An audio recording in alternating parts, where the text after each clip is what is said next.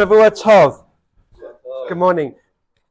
Took me many years to understand something my Rosh Yeshiva Rabbi Bromender once said outside the Bet Midrash study hall when I was at Yeshiva in Efrat. I asked him one morning, "How are you, Rabbi Bromender?" And he said, "The more I learn, the more I realize how much I don't know.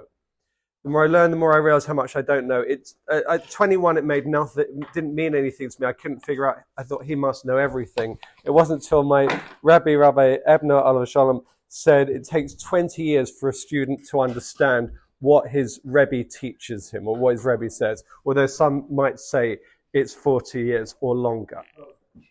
We can take this principle of realizing how much we don't know when we apply it to miracles. The Bnei Yisachar, who is an 18th or who wrote about 1820 to 1840, a Kabbalist, talked about the journey from the month of Adar to the month of Nisan, and actually how Purim to Pesach is a continuum going from one to the other. Purim is very much about the miracles that we don't know or we can deny are miracles. It looks like everything's hidden from God that is taking place in the human form. And Purim, the name as we know it, actually means lottery, or like it's just luck, it's just chance that life just happens, the good things just happen. Whereas Pesach, as we know, is very much miracles that are explicit. And we can say it's the month of miracles right now, not as a hippie term, but the root of Nisim, of the name of the month, or Nisan rather, is Nes, which actually means miracle.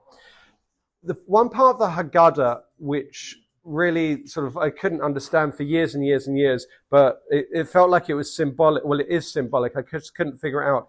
Is the question about how many miracles they are. Initially, the miracles are presented in 5 groups, 5 lots of 2. Then it's the 10 plagues, the 10 miracles. Then it's grouped into 3, Datzach, Hadash, and so on. And then you've got the rabbis who are arguing about quite how many they are. Rabbi Yossi Haglili saying it's 60 miracles, Rabbi Elazar saying it's 240, and Rabbi Akiva saying that it's 300 miracles. This kind of really hit about 2 years ago. I was studying with my friend Rafi Zaram, and we were discussing before Seder about the 330 missiles that came over from Iran towards Israel. I said it's a miracle they stopped them, these 330 missiles. And he said, well, maybe it's 330 miracles that they were all stopped. And then suddenly it cracked open. Well, what if, God forbid, they were each going to get 2 people? Then maybe by saving those 2, it was twice as many as that, or it could be 4 that each of them were stopped. It could be 1,340 miracles. Or if you include possible grandchildren, it could be 4,020 miracles. It goes up exponentially depending on how many miracles you count.